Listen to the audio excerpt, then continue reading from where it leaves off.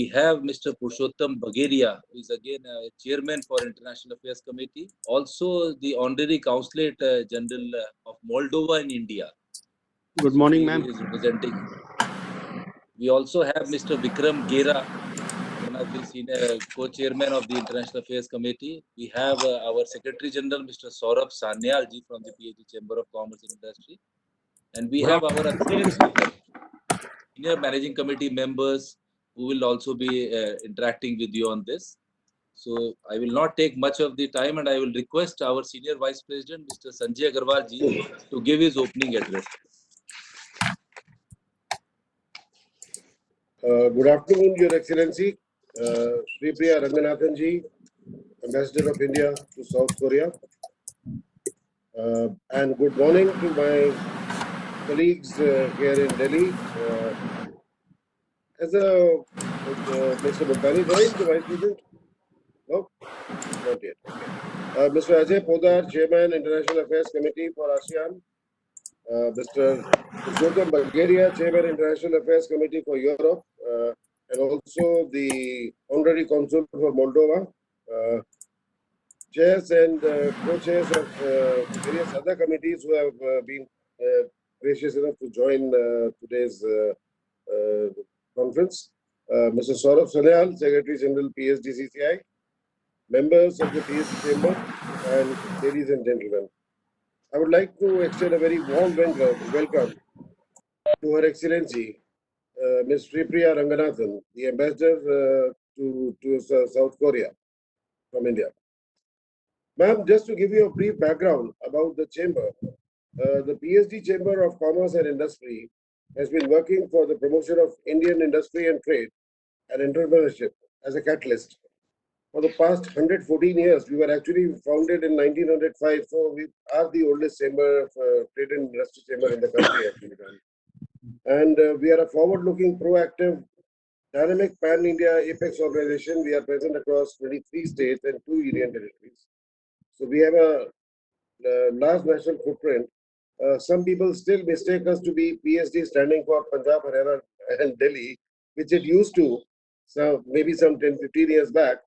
But today we are progress, harmony, and development, and we do have a national perspective, and we do represent a national constituency of trade and industry. We have a special focus on MSMEs, ma'am.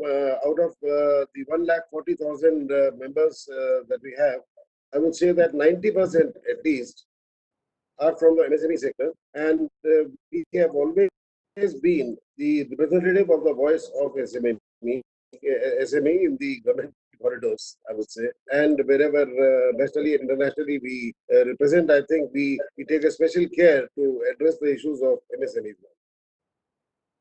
The Chamber, as a facilitator of business and industry, has put in significant efforts to expand India's investment ecosystem also, and which needs, of course, a lot of dialogue and interaction with the stakeholders, especially the businessmen and the trade associations from other countries, in which I think I've lost count, but I think we have a huge number of MOUs. If the SG could fill me in on this, please.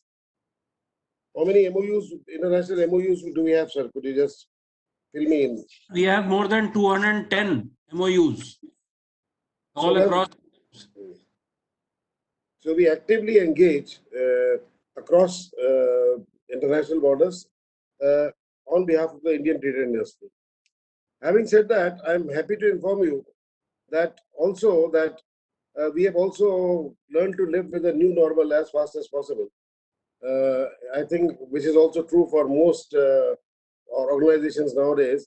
But we were among the few who started holding interactive video conferences right since the beginning of the lockdown on a very, very active basis. And I think we have made a positive contribution in the interaction of trade and industry with the government, especially in these times when it was very, very imperative for the trade to industry to get its voice through to the government. So that way, I think we have been very successful in this particular aspect. Coming to the India-South Korea relations, ma'am, We all know that we have made great strides in the recent years and have become a truly multinational, multi-dimensional relationship. And of course, there is a substantial convergence of interests, mutual goodwill, and high-level exchanges. Soon after taking over as the president of South Korea, Mr. Moon Jae immediately made his pro-India stance clear by sending the former culture minister, a special envoy, to India. It was the first such instance in our bilateral relationship.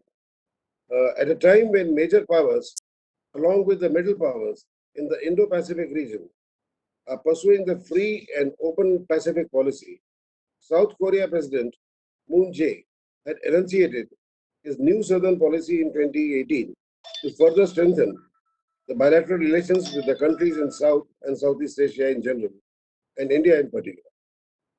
For fighting COVID-19, while South Korea, which has a small population comparatively to us of just a little more than 50 million, it could roll out programs on a national level.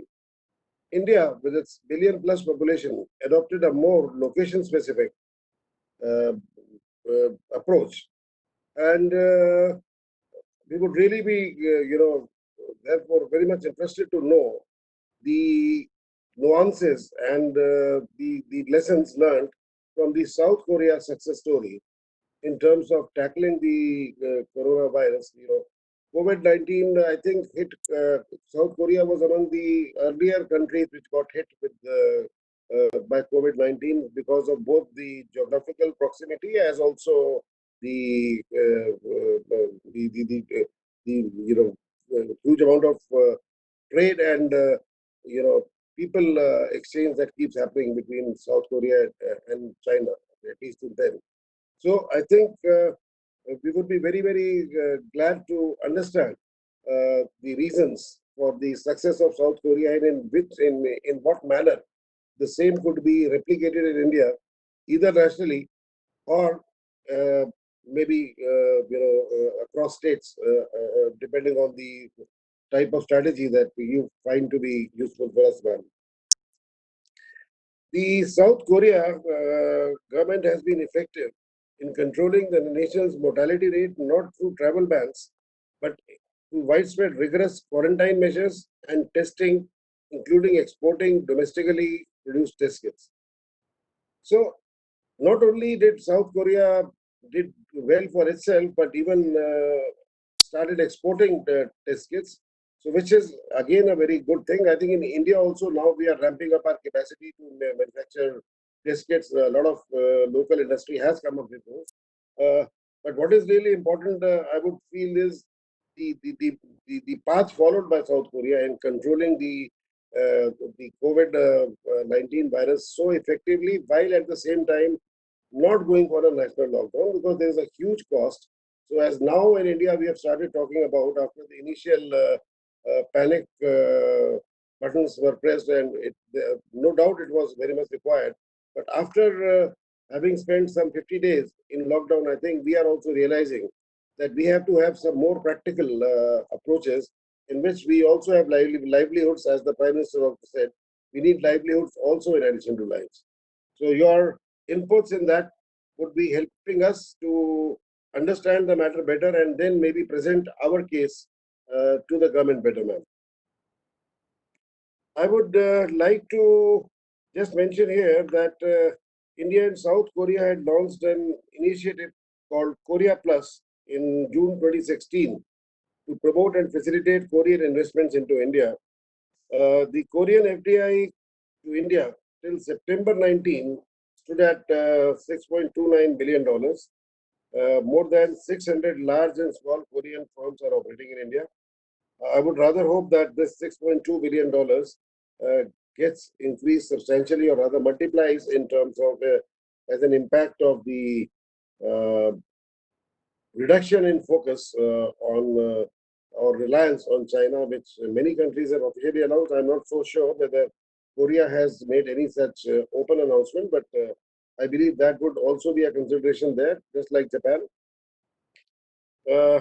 Excellency, we of course have heard that many Korean companies with investments in China are exploring the possibility of shifting some substantial capacity to India and have expressed interest in Uttar Pradesh, specifically because they have come out with some very industry-friendly labor policies recently, which I think should instill some good confidence in the investors. Now, I think that is a step which has been taken by Madhya Pradesh also. We have two states which have allayed most of the fears, or I think more than gone halfway. I think they've gone a major way rather to allay fears among the investors about the labor situation. So I think that should present an excellent opportunity for us, ma'am, to attract South Korean and investment into India and other countries also. So specifically as a result of the UP announcements, PSD Chamber has taken the initiative and opened the Uttar Pradesh Investment Help Desk specifically. So we would like your advice on as to how this more and more Korean companies would be directed towards our help desk to guide them and work with them in sorting out any issues that they might have in their mind regarding opening or starting a business in India, ma'am. Specifically UP, and we'll hopefully do this for other states also within a short while. Meanwhile, the pandemic and the consequent lockdown have hit various sectors, including MSME, including hospitality, civil aviation, agriculture, allied sectors. So, to ease the pain and misery, the announcement of a relief package of 20 lakh crores by the Honorable Prime Minister of India has given us a lot of relief. It's totaling up to 10% of India's GDP. And the only thing is that, yes, we are waiting for the actual details. The details were to be announced in three parts. We have heard 2 installments, and the third installment is going to be hopefully announced today. But more than that, we will be actually looking at the actual directions and directives and the fine print which comes along. And that is where, again, we are really hoping that this time, the bureaucrats will be taking care not to put in too many bugs. And once that happens, I think India should now again stand in the League of Nations, where the governments have become bold, have taken bold decisions, and invested, strongly into the future of the country. So we are really hoping on that one. PSD Chamber of Commerce and Industry is pledged to be the pillar of strength for building a self-reliant India based on the 5 pillars of the economy: infrastructure, technology-driven systems, vibrant demography and demand, as laid down by the Prime Minister Narendra Modi ji in his speech 3 days back. So we are fully in line and in support of the basic outline of the policy that has been announced by the government and by the Prime Minister. We are also happy to inform you that the PSD CCI has been very generously contributing to the PM CARES Fund. More than USD $68 million have been till date donated by our members to the PM CARES Fund. And in addition, I think we have reports of at least nearly 100 of our members doing large-scale relief work directly by distributing of foodstuffs, masks, sanitizers all over the country now. So we are an industry and trade organization, but we are a part of the society, and we have done our bit in every possible way there also now. So PSD, along with its stakeholders, is definitely committed to achieve the desired quantum jump in economic growth and building a world-class infrastructure, promoting a progressive technology-driven system. And I think the lessons that we learned from South Korea shall be crucial in this regard, ma'am. So we need to continue, to have not only have a great discussion today, ma'am, but to have it on a continuing basis. With these words, I would like to welcome Her Excellency Ms. Supriya Ranganathan, Sri Priya Ranganathan, madam, sorry. Sri Priya Ranganathan ji, and my fellow PSD comrades and delegates once again to this video conference. Thank you so much. Thank you. Thank you very much, Senior VP sir, for setting the ball rolling. And before we take it further, ma'am, I just want to inform you, we have also on board Mr. Moon Young Kim, the president of Kotra, and also Mr. E.D. Park, who is the acting president of KOCHEM, the Korean Association of Industries in India. They are also on board with us. So we welcome both of them. Naveen, please, for a moment. I think I must also take this opportunity then to welcome Mr. Moon Young Kim, President of Southeast Asia of Kotra. It's really a privilege to have you, sir. I don't know at what point you joined, so whether you heard anything of what I spoke, sir. But really a pleasure to have you join us. And Mr. Kim Young, right, and the gentleman from the Indo-Korea Chamber, sir, Mr. Park, right. Again, a pleasure. Very warm welcome to you, sir. Thank you. Thank you, sir. So now I would like to invite the Excellency Ms. Priya Ranganathan ji to share her views and give us the insight and how we can take it further. So just to give a brief about ma'am, ma'am has joined the Indian Foreign Services in 1994, and she has worked in a different capacity in the Embassy of India, Yangon, Ankara, and Hong Kong, and also in different capacities in the headquarters in the Department of, and also in the Department of Commerce and Industry. So now she is the ambassador of India in South Korea. Over to you, ma'am.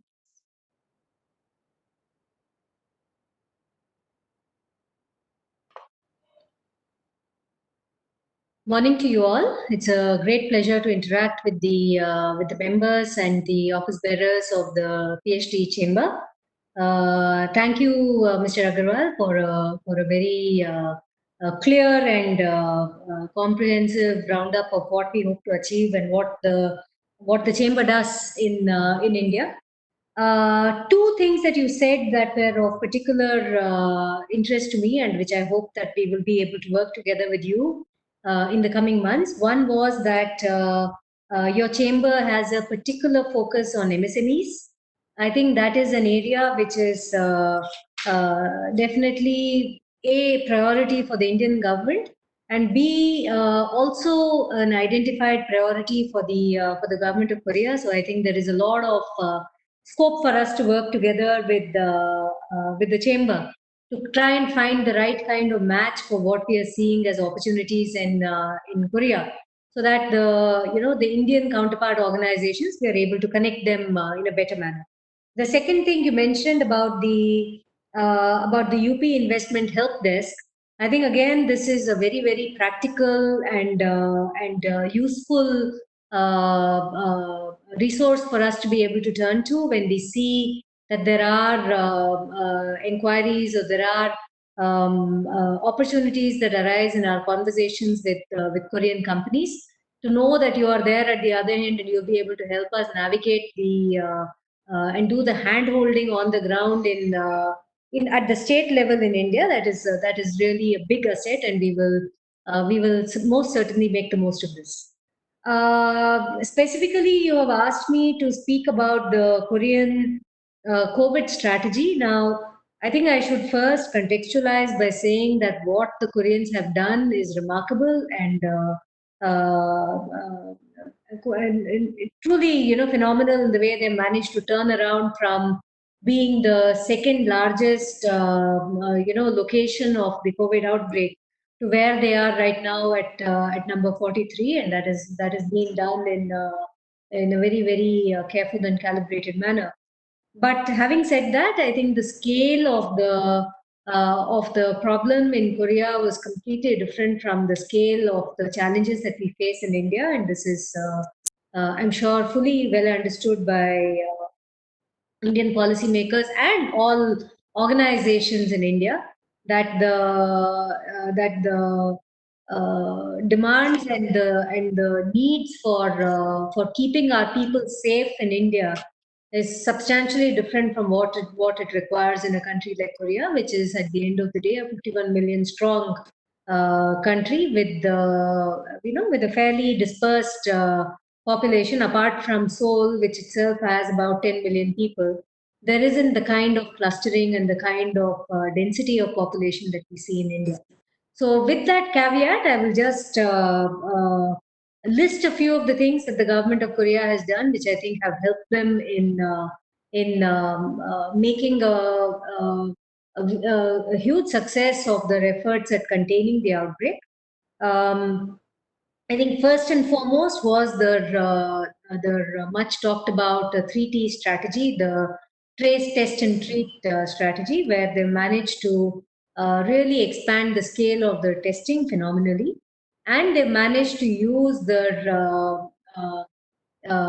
technology. They managed to use GPS data, mobile phone data, CCTV coverage data, credit card data. This is all kind of crunched and used to establish the contacts with whom a COVID positive person could have had any interaction. And this is also disseminated through internet and through social media platforms, as well as telecom through telecom. So every time there is a person who is detected COVID positive, the authorities actually go through a fairly elaborate recounting with that individual through a kind of a self-declaration that these were my movements over the past 48, 72, 84 hours. And then that is matched with further detailed on the basis of this data that I've referred to. And then that is made available publicly to all residents, and this comes to everybody through the SMS system. So everyone knows that in my locality there is a person who might have been at the same grocery store as I was at the same time, or who might have been at the same hospital as I was at the same time, or who might have been eating a meal at a restaurant around the time that I was there. So that allows them to get the next level of contacts to come forward and get themselves tested. And this is how they've really managed to establish the chain and do the testing and then do the containment. So once a person is detected as COVID positive, then obviously the hospitalization and the quarantine and so on is carried out. So there are multiple things over here. One is that there is the willingness on the part of the government to make available this data through public channels, so that as many people as possible come to know that these were the movements of the person. And this is possible because they have a public health emergency which has been declared, and that allows the government to make this information public without having to worry about issues such as privacy. Now, this is a call that we will also have to take in India. I have been reading and watching on television programs that there is a debate on whether the data that is being generated from our own Arogya Setu app, whether this should be used by the government, should it be made available to the public. To my mind, when we have a public health emergency of this nature, if you have to contain it, then this is the price that everybody has to pay. And the Koreans have taken that call, and I think it has served them very well. We also need to decide: are we ready to pay that price or not? That is a decision that we as a nation have to make. Apart from this, has been the related element of what the government has advised and the extent to which the public has complied with this advice. They have not, as you mentioned, Mr. Agarwal, they have not gone in for a formal lockdown, but they had given advice to their companies that they should follow work from home practices to the maximum extent possible, that people should refrain from social gatherings, that people should not go to have religious gatherings, numbers of people participating in a social family event should be restricted. People should wear masks when they go out in public and they use public transport. And the kind of voluntary compliance from the people has been almost total. It is only about a week or so ago that they gradually started lifting some of this advice, and that is when the bars and the restaurants and so on reopened after a gap of about 2.5 months. And there's immediately been a secondary outbreak which has begun. And again, the government is wondering whether they should go back to the more stringent norms that were in place until a week ago, and continue these protocols for a while longer. Schools and colleges have been closed; they remain closed. They had announced a phased reopening, which was to begin from next week. But I think a call will be taken by the government now on whether, in the wake of the next round of cases that has begun, whether they're going to go ahead with those plans of reopening, or whether they're going to wait for a while longer before doing that. So these are But the some of the public things that transport, yeah. sorry, ma'am, but the public transport and all those things have kept working, right, all through? Yes, yes, yes. Public transport remained available not only within the city but also between cities. So the trains have been operating. Flights have been cancelled because there was people actually stayed at home, so there was no way in which the flights could continue. They are all private airlines, but the government-run trains have been continuing to operate between cities. And internationally also, there have been flights. I think it's a very, very skeletal. They have maybe one flight to the US, or two flights to the US, one flight to China, and so on. So nominally, everything is open, but practically, because of the stoppage of regular interaction and movement, there has been a slowdown, shall I say. Now, implications also in terms of the economy. Korea has been very deeply impacted, just like most other parts of the world. And this is but obvious given that Korea is an export-led economy, and also an economy where much of its own domestic manufacture is heavily reliant on supply chains coming from other parts of the world, particularly China and some countries in the ASEAN. They are expecting that their economy will contract by 3% in this year. They have already registered almost 500,000 job loss, which is more than what was registered during the SARS epidemic or during the financial crisis of 1997. So they are in as much distress as many other parts of the world, and this is something which the government is very, very concerned about, and all the economic stimulus packages that are being talked about now, and which the government has been announcing in stages. There have been some things that they have done essentially to put money in the pockets of people, particularly those who would be considered to be the less well off. So there has been an announcement of a one-time relief which will be given to everybody. That apart, various provinces have been giving their own packages for farmers and for the more vulnerable sections.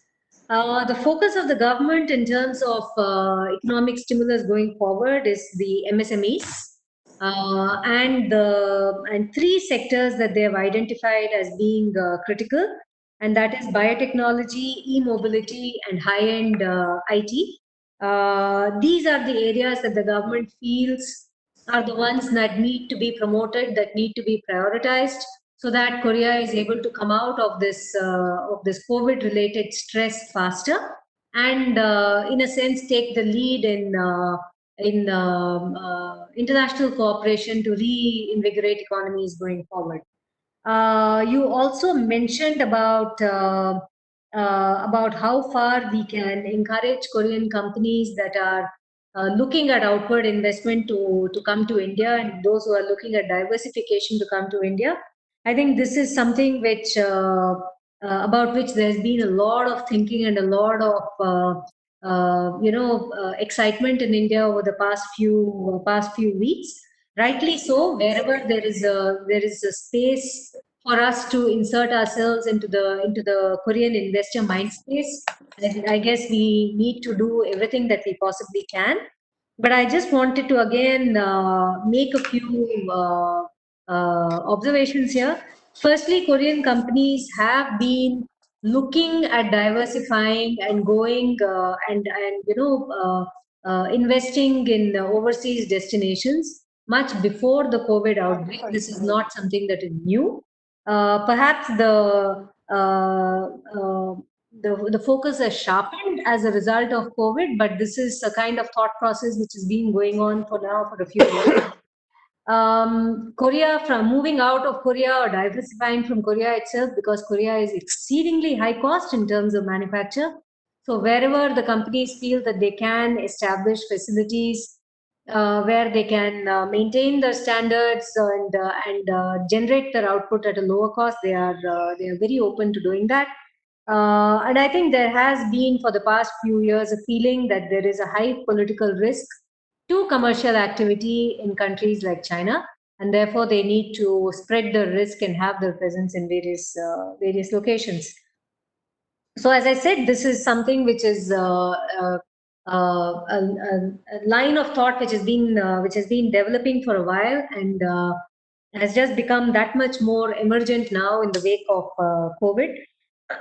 What can we do as a country to steer this interest towards India? I think few things. First of all, we will have to be prepared for a certain as we say in India, we have to be the lambe race ka ghoda. We can't really expect very immediate outcomes. Korean companies are also under stress. There are liquidity issues that they are facing. So even those companies that had more or less decided that they would be investing in India, they are also taking a step back and saying that wait, we need to hold on for a while to stabilize before we can really pursue those plans. So we need to be prepared to wait along with them and show them that commitment and that patience and that trust that they will follow through. And this is, I think, something which our companies would be prepared to do if they have that kind of relationship. As I mentioned, there is a focus over here on MSMEs. So the extent to which our companies, in whichever category, whether we consider them to be formally designated MSMEs or not, even those that are slightly bigger or those which are in the startup space, wherever we can connect them so that we're able to take advantage of Korean, technology, innovation, and financial resources, and take advantage of our human resource, our own low-cost working environment, and the kind of make in India flexible policies that we are coming up with and which we are focused on. I think there would be a lot of interest and a lot of responsiveness from here. I would want that. I think what the Korean companies would be looking forward to is come from our side, companies that offer themselves as reliable, trustworthy, long-term partners, with whom they can develop those bonds of comfort and know that over the next few years they are there to help them navigate the Indian system. India is we who are Indians don't perhaps appreciate it as much as we ought to. But for a foreigner and for a foreign company, making their way through the maze that is India is not very easy. And that is where a chamber and where as individual companies, the partners have to really help them hold their hands and see them through. And once that relationship, as I said, is formed, and I think just as in India, we have once we have had that faith has been established, and we have that feeling that no, we have to see this through. They have a similar kind of mindset. We can work with you as an embassy to if we can identify the companies that are particularly interested in working with Korea sector wise. If we can get some information on where there is maximum interest, then we can try and bring together a cluster of companies from the Korean side. Maybe have a video conference in which we have the Indian companies, we have the Korean companies, the embassy can be the facilitator, and then see how much of from that conversation will emerge the practical strategy on how we take this forward. I guess that is largely what I have to say. The Koreans are very, very interested, very excited about India. This goes beyond the. I would say this this cuts across the spectrum. The big companies which are already present in India, the next rung of companies which are actively interested in India, the third tier, fourth tier companies which have idea of India but have not had an exposure yet to India. This whole range of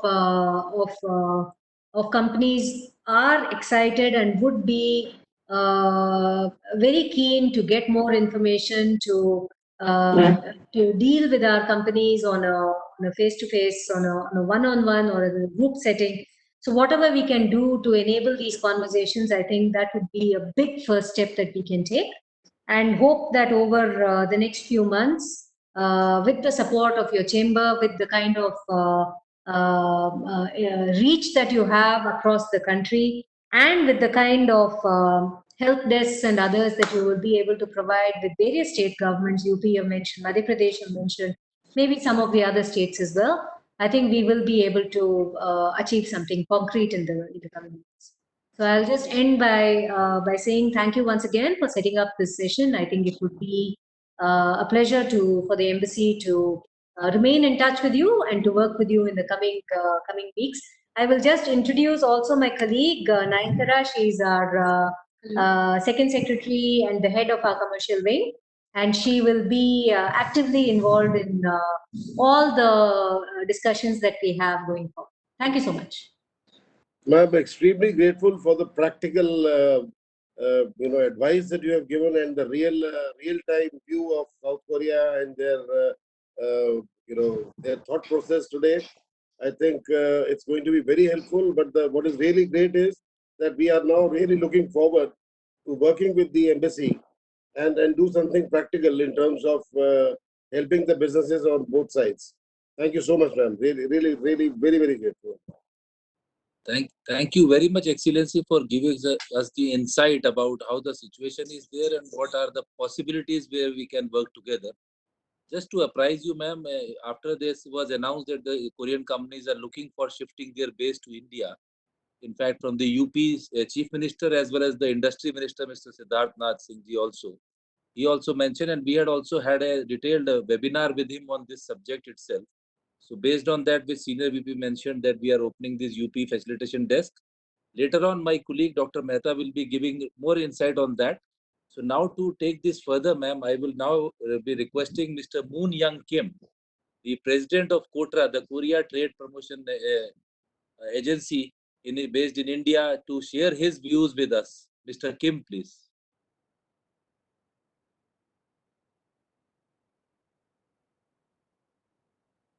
Sir, you need to unmute, sir. Can you hear? Okay, Yeah. can you hear me? Yes, thank you. Thank you. Thank you, Her Excellency Ms. Sripaya Ranganathan, and PhD President and other the management. Okay, thank you for your invitation to this webinar.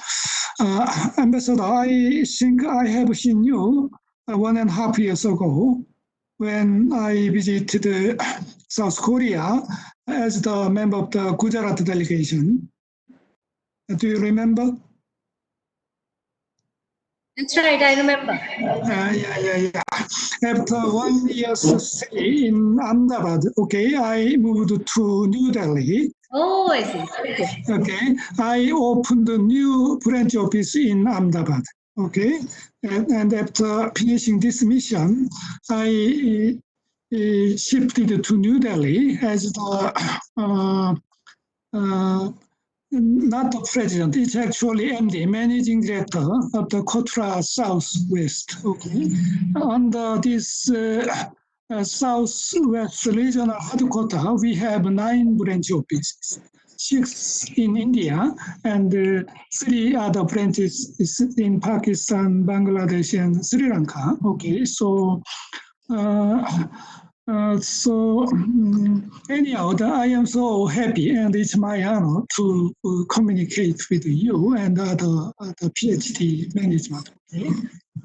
Okay, let me briefly suggest my opinion.